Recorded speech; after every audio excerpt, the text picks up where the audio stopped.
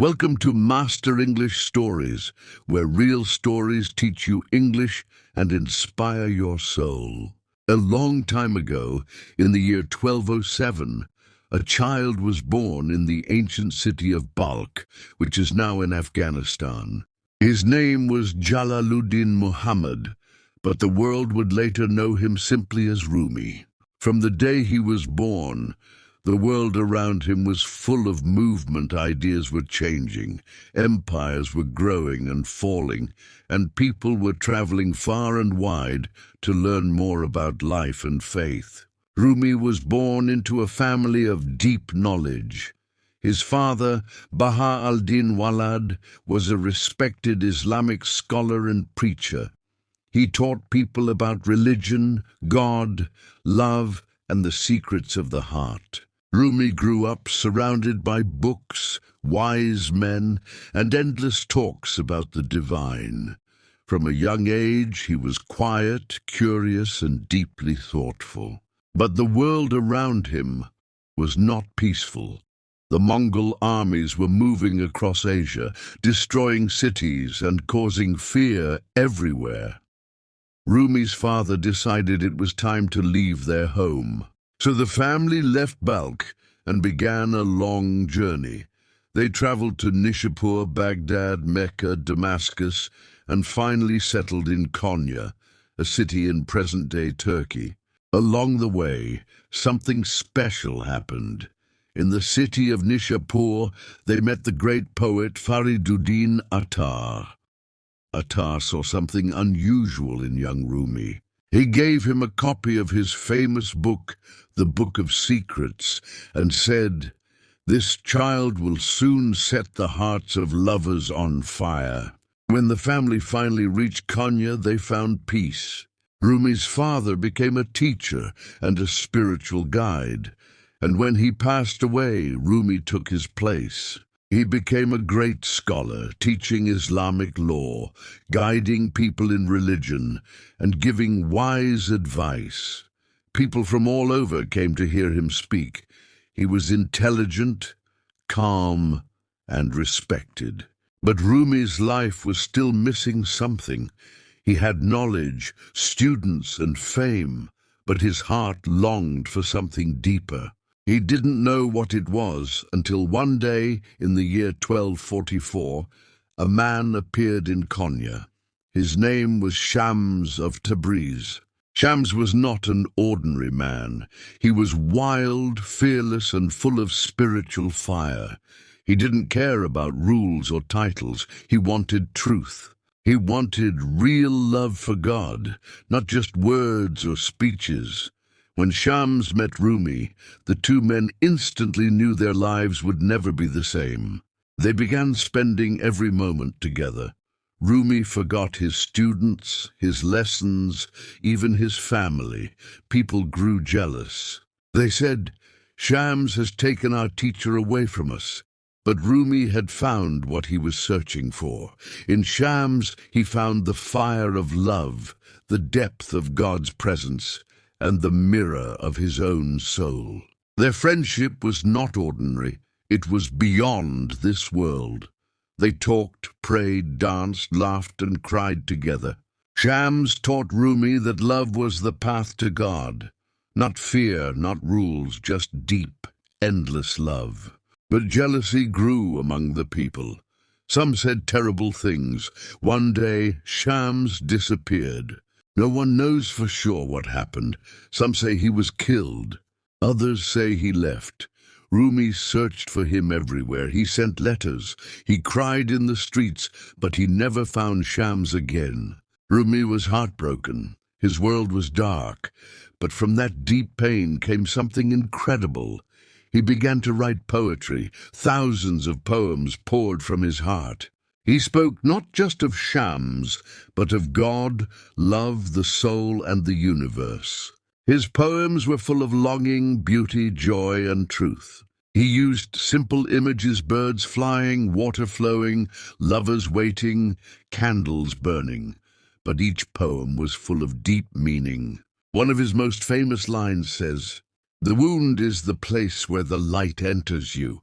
Rumi believed that the soul must break to truly open to God. He saw love as the most powerful force in the world. Not romantic love, but divine love, the kind that makes you forget yourself and become one with everything. He said, "You were born with wings. Why prefer to crawl through life?" Rumi's teachings were different from other scholars. He did not speak of punishment or fear. He spoke of unity, beauty, and the soul's journey. He said, "Don't look outside for God. Look within. Everything you need is already inside you." He started to teach in a new way through dance, music, and poetry. He believed that spinning in circles, like the earth, was a way to remember God. This became the practice of the whirling dervishes. They wore white robes, long skirts, and tall hats. As they turned, they let go of the world. Each spin was a prayer, each step was love. Rumi also believed that all people, no matter their religion, language, or background, were one. He said, "Come, come, whoever you are, wanderer, worshipper, lover of leaving, it doesn't matter. Ours is not a caravan of despair." His words spread across countries. People from every faith found peace in his poems. They felt as if Rumi was speaking directly to their hearts. He showed that the path to God was not just in mosques or churches, but in every step, every breath, every moment of love. Rumi wrote more than 70,000 verses of poetry. His most famous works are the Masnavi, a 6-volume spiritual book, and the Divan-e-Shams at Tabrizi, full of love poems inspired by Shams. He told stories of animals, kings, slaves, trees, and stars, all carrying deep lessons. Even in pain, he found beauty. He wrote, "Don't grieve. Anything you lose comes round in another form." Rumi taught that everything happens for a reason, and even sadness has a hidden light. He believed that the soul is like a guest in the body, and one day it will return to the beloved. In 1273, at the age of 66, Rumi passed away, but he told his followers not to be sad. He called death his wedding night, the night his soul would unite with the beloved. His funeral was attended by Muslims, Christians, Jews, and people of all faiths. They came together to honor the man who had touched their hearts. Even today, over 800 years later, people still read Rumi's poems. His words are shared in many languages. Celebrities, poets, teachers, and lovers all turn to Rumi when they need truth. His message is timeless. Love is the bridge between you and everything. In a world full of fear, Rumi chose love. In a time of rules, he chose the heart. In the silence of the soul, he heard the music of the universe. So who was Rumi? He was not just a poet, not just a scholar. He was a flame that still burns, a guide who shows that inside each of us there is a hidden treasure, a voice that whispers, "You are not a drop in the ocean, you are the entire ocean in a drop." Even in the darkest nights, Rumi would write. He wrote by candlelight, his pen dancing across the paper. He didn't care about fame or money. His only desire was to express what his soul was feeling. He didn't write just for people, he wrote for God, for the spirit, for the sky, for the silence between words. Many people came to him not just for lessons, but for healing. Some were sad, some were lost. Some were tired of the world. Rumi never pushed them away. He welcomed everyone. He believed every human heart was like a house with many rooms, some filled with light, others still waiting to be opened. "Your task," he said, "is not to seek for love, but merely to seek and find all the barriers within yourself that you have built against it." He taught not through long speeches, but with stories. He would talk about a donkey who wanted to sing, or a lion who became friends with a mouse, or a candle that was afraid of burning. But these stories were not just for fun. Each one had a secret hidden inside, a lesson about the soul, the ego, or the path to God. Children sat around him in circles, wide-eyed and silent. Old men leaned on their canes, listening like they were hearing something for the first time. Traders, farmers, teachers, beggars, they all came and sat at his feet. Rumi spoke with such warmth that people forgot their troubles while hearing his voice. And when they returned home, something in them had changed. His love for Shams never died. Years after Shams disappeared, Rumi would still write poems filled with his name. But by now, Shams had become more than a man. He had become a symbol, a door, a mirror. Rumi would say, "When I say Shams, I mean the sun, the light, the source. I mean God. I mean the beloved inside every heart." As time passed, Rumi grew older, but his soul grew brighter. He would still walk among the people, still write, still dance.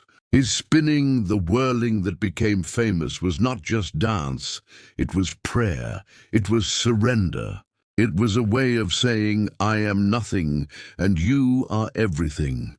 With one hand he reached to the sky, and with the other he touched the earth, saying, "What comes from above, I pass to below.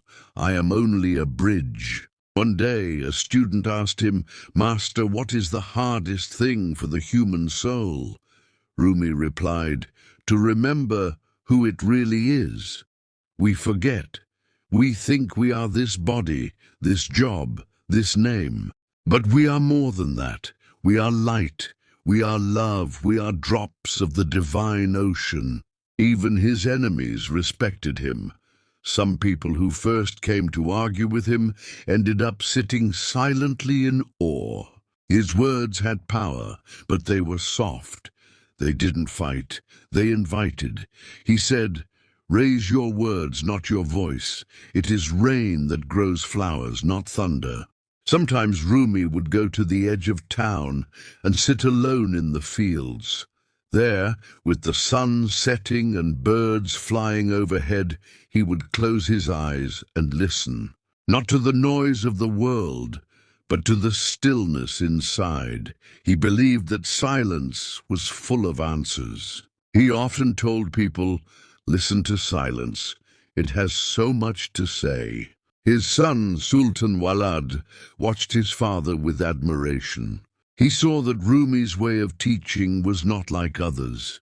It was not about rules or fear. It was about love, freedom, and turning the soul back to its origin. Sultan Walad later helped preserve Rumi's words, making sure that the light his father gave would not disappear. Years passed, and Rumi's fame grew, but he stayed humble. He said, "I am just a flute. The breath that passes through me is from God." He believed that no matter how wise a person becomes, they must never lose the heart of a student. He said, "Try to be like the moon, humble and full of light, not like the sun that blinds." Even today, people around the world still turn to Rumi. They read his poems when they feel lost, when they are in love, when they are in pain, when they are searching. His voice speaks across time and space because he spoke the language of the soul, a language that never gets old. In your darkest night, Rumi says, "Be like a candle, shine." In your deepest sorrow, he whispers, "This too shall pass." And in your quiet moments, he reminds you, the soul has been given its own ears to hear things the mind does not understand. And so the story of Rumi continues not just in books, not just in history, but in every heart that chooses love over fear, peace over anger, and stillness over noise. He is not gone. He is here, in every breath of beauty, in every whisper of the wind, in every flame that dares to burn with truth.